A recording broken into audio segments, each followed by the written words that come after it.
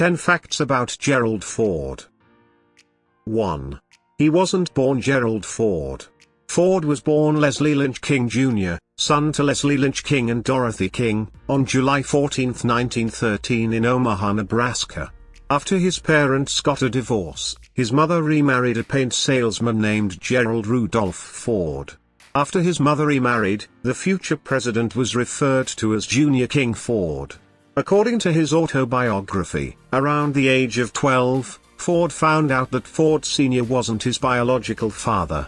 But the fact didn't sink in until 1930, when King visited him. Ford recalled their conversation as superficial. His birth father handed him $25 and disappeared.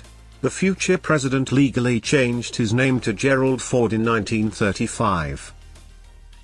2. He was a sexy male model. Ford was always on the lookout for ways to earn money to make his way through law school, so when he was asked to pose for a Look magazine photo spread with girlfriend and model Phyllis Brown in 1940, he did it. The 26-year-old Ford cavorted in the snow with Brown as part of a layout on winter vacationing. 3. He had an odd wedding. After attending Yale and entering law practice in Michigan, Ford became interested in politics. He won a seat in the House of Representatives in 1948, a post he would occupy for the next 25 years. That same year, Ford married Elizabeth Betty Bloomer, a former dancer and model. Ford later recalled that he was so busy campaigning that he arrived only minutes before the ceremony with mud still on his shoes. The wedding had been delayed until just before the 1948 House election because Ford was concerned conservative voters might take issue with marrying an ex-dancer who had already been divorced.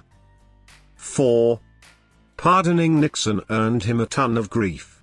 When Ford took office in August 1974, the American public looked on to see how he would adjudicate the fate of the man he was replacing.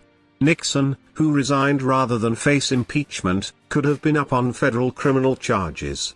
But Ford opted to grant him a full pardon, reasoning that a prolonged trial and punishment wouldn't allow the country to move past the controversy. Immediately, his White House press secretary, G.Ford, left his job after determining that he could not in good conscience support Ford's decision to pardon former President Nixon. 5. He took being a comedic target in stride. Despite his background as an athlete, he played football at Michigan. Ford had the misfortune of being caught on camera when he suffered an occasional lapse into classiness. He once tripped down the stairs while boarding Air Force One. While skiing, a chairlift hit his back. The footage inspired Chevy Chase's portrayal of Ford as a klutz on Saturday Night Live, which Ford took in stride. Sensing the American public wanted someone less like the studious, humorless Nixon, he appeared on SNL and once pulled up a tablecloth next to Chase during a formal dinner in 1975. The portrayal of me as an oafish ex-jock made for good copy, Ford wrote. It was also funny. 6. He didn't speak the most good. In addition to Ford's clumsiness, satirists had a lot to dine out on when it came to some of Ford's Yogi Berra-esque tongue slips. Americans, he once said, were possessed of a strong work ethic, while sickle cell anemia was a disease for which he offered sympathy. 7. He once locked himself out of the White House. Ford, a dog lover, adopted a golden retriever the family named Liberty after he had already taken office. One night, the trainer was absent, and Liberty approached Ford at 3 a.m. to be let out. After doing her business on the south lawn, she and Ford tried to get back inside. When no one sent the elevator back down, Ford decided to take the stairs. The door to the second floor swung only one way. He got out, but couldn't get back in. Eventually, the Secret Service was alerted to his absence and let him inside. 8. He was the target of 2 assassination attempts in the same month. Had it been up to 2 different women, Ford wouldn't have lived to the ripe age of 93.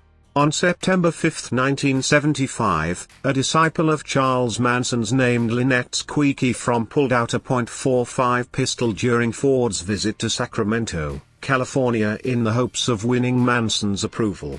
She was unable to fire a shot before the Secret Service apprehended her. In San Francisco 17 days later, Ford's life was again threatened by a woman named Sarah Jane Moore, a left-wing activist prone to mood swings. Moore was able to fire, though the bullet didn't land anywhere near Ford. Both women were charged with attempted murder and stood trial. Fromm was sentenced to life and was released in 2009. Moore was also sentenced to life but got paroled in 2007. 9. He considered a co-presidency with Reagan. A former president has never gone on to become a running mate for a presidential candidate, but Ford thought about it. In 1980, as Ronald Reagan was preparing for a Republican nomination, his team thought Midwesterner Ford would be appealing to voters who felt distanced by Reagan's West Coast presence. Ford, however, chafed at the diminished powers of a vice president and instead asked that Reagan's campaign consider a co-presidency ticket that would give him greater influence in office. The idea was floated, but Reagan was ultimately unwilling to cede so much influence to Ford. He ran, and won Bush instead. 10. He played himself on Dynasty. It's rare that former presidents accept acting roles on primetime soaps, even when playing themselves.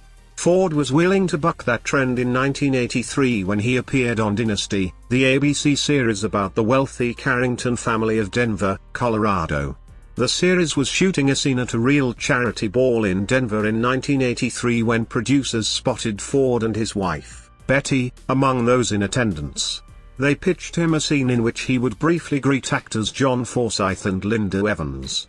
After being promised Betty would be on camera as well, Ford agreed. Both were paid scale, $330.